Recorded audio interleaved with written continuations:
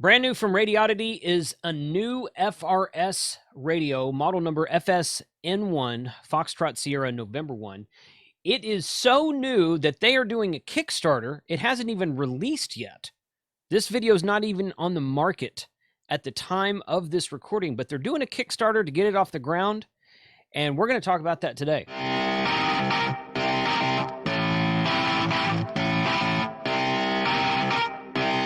Shut up and sit down. Ham Radio 2.0, where we talk about reviews, news, and how-tos of many things that are new in amateur radio. My name's Jason. I'm KC5HWB. Thank you for joining me today. And you're right, this isn't a ham radio, but it is a two-way radio. I'm starting to get more and more into two-way radio type stuff, and that includes FRS radios, GMRS radios, maybe some CB and marine radios coming up. We're just talking about RF. We're just talking about RF. That's all it is. Of course, ham radio is at the top of the list because it's the best one. More to come on that later. So this is a brand new radio, and they actually sent me two of them. This is a brand new radio, and these are prototypes. These are prototypes that you can see on the website, which at the Kickstarter link, which I'll share right here.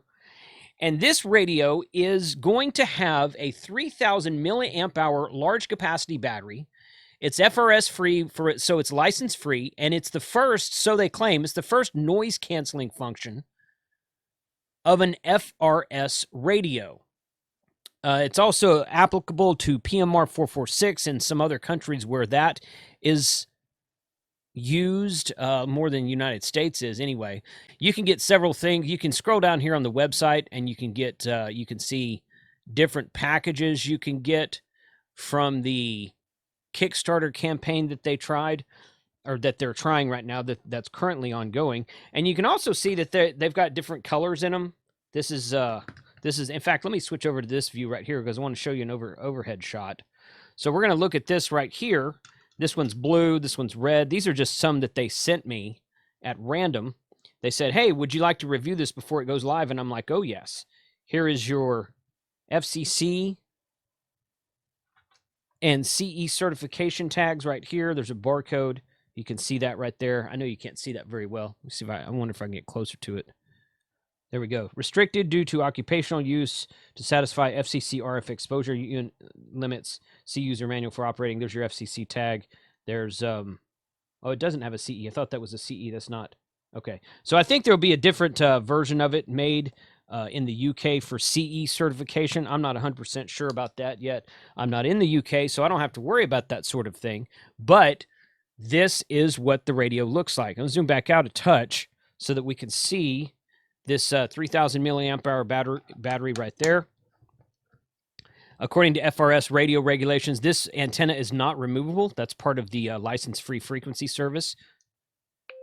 Power on. And you've got a menu button on the side here, and when I press that, it doesn't do anything. So maybe it does something in the manual. They are working on updating the manual. They did not send me an updated manual because it's not ready yet, and they said that the packaging, which it just came in a plain old cardboard box right now, the packaging is not ready yet either, so I don't have that to show you quite yet. It's just because it's so new. But you can channel changing buttons on the side right here. This is your push to talk. This is your menu button. It has no screen on it, obviously. HD audio. You saw the chip underneath it a minute ago. They do come with a power cable, a standard what they call K or Kenwood connector. They sent me one of these. It looks like it has some sort of chip, probably a prolific chip in the head of it here, FTDI or prolific. I don't know which one it is. And this is a standard Kenwood connector here, so you can program the radio for certain things. Right there. It's receiving a signal right now. There we go. And then you can, and then this is the coolest part, right? And then it's got these belt clips that are kind of, this is very common to FRS radios. It's got these notches in it right here that fits into the side notch of the radio and clips into the top notch of the radio right there. So when you put this on, just like that, so you can turn that down. So you can clip this belt clip to your belt, and then you physically take the radio in and out of the belt clip as you need to use it. It's stiff right now because it's brand new. You get it used a little bit, it'll fall into place a little bit better. Okay, but the best thing about this radio, in my opinion, okay, here we go, right here. Keep on the close-up shot here. Micro USB programming. Comes with a micro USB cable, regular standard USB-A on this end, micro USB on this end right here. This is not even, it doesn't even come with a charging cradle. This is the only way to charge the radio is the micro USB cable, which I think is really cool. Quite frankly, I think a lot of more radio manufacturers should be going to this. I did a video about this radio right here a while back, which is actually a ham radio, and FCC type accepted for that. This is the Radioddity GS5B. I featured this radio in 2 different videos at the time of this recording. I did a video for the unboxing of this model, and then I also included this model in my best HT to take to the deer lease episode that I posted a while back. And the reason is because this one is also micro USB programmable. So I think having a standard charger that is available, widely available, readily available, works on a bunch of other things. If you've got an older Android phone, it might have micro USB. If you've got a tablet, it might have micro USB. There's a lot of like smartwatches and accessories and Bluetooth stuff that have internal batteries that you charge them up via micro USB. Yes, it is changing to a lot of things, like the updated Samsung phones are changing to USB-C. My Bluetooth headset's actually USB-C. But hey, you know what? A micro USB cable is still easy to get on Amazon. And of course, these come with cables, but you don't have to use this cable. You've got multiple cables you can use with it. So picking up a second or third or fourth one of these to keep in your car, keep at your hunting lease, keep in the house, keep at your office. If you take this to the office, it's easy to get a hold of. They're not proprietary. They're very standard and open and readily available. And I just think that that's a really cool thing that a lot of these radio manufacturers are finally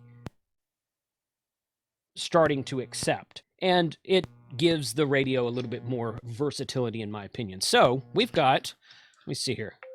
Power on 1. Power on 1. Get off of channel 1. 3. I'm curious to see how, there's got to be a way to go in there and set a CTCSS tone, which most all FRS radios have. But since there's no voice prompt on the menu yet. 7. 6. 6. 4. 5. 6. 1, 2, 3, 4, 5, 6, 7, 8, 9, 10. I wonder if the buzz is in the microphone right now. I can't hear it, but upon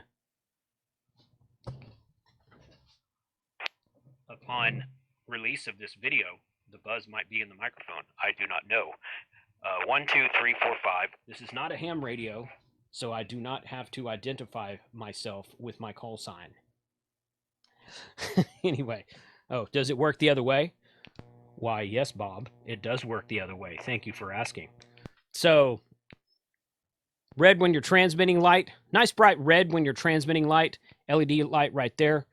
Green when it's receiving right there. 1, 2, 3, 4, 5, 6, 7, 8, 9, 10. So, nice bright light. Does not have a flashlight on it. So that's cool. A lot of these, whoa! A lot of these Chinese. I keep hitting the PTT by mistake. The PTT is. Somebody's out there talking somewhere. This is FRS. 4. 3. It's unlicensed frequency. Everybody can buy a radio at Walmart or Bass Pro Shops and use it as much as they want to. Yeah, these things are really stiff. There we go. It doesn't have a flashlight, as I said, which, you know, a lot of these vendors have flashlights, which I don't really get that. But whatever. What is that? Oh, no, that's just a design. Okay. It doesn't have a screen. They're going to have to add something to the menu to say menu 1 and then tell me what it is. Squelch level. Menu 2, CTCSS set. Something like that. But right now, it doesn't tell you what the menu is. Perhaps it'll say menu 1, and then you'll just have to scroll through it, and the manual will tell you what the menu numbers mean. I don't know. But it does talk to you. Power on 3, 2, 1. 6, 15. 14, 13, 12, 11, 10, 9, 8, 7. So for those of you that are hearing impaired, easy to tell what channel you were on. I get that question often after reviewing new radio. Somebody will always, not always, but many times will email me and say, so does it have a voice prompt for the hearing impaired? This one does. So check out the Kickstarter page at the link below. Let me know what you guys think about this. If you are more interested in learning about what FRS is, check these videos over here that are about to pop up on the side. 73, as we say in ham radio. Thank you very much for watching, and we will catch you next time.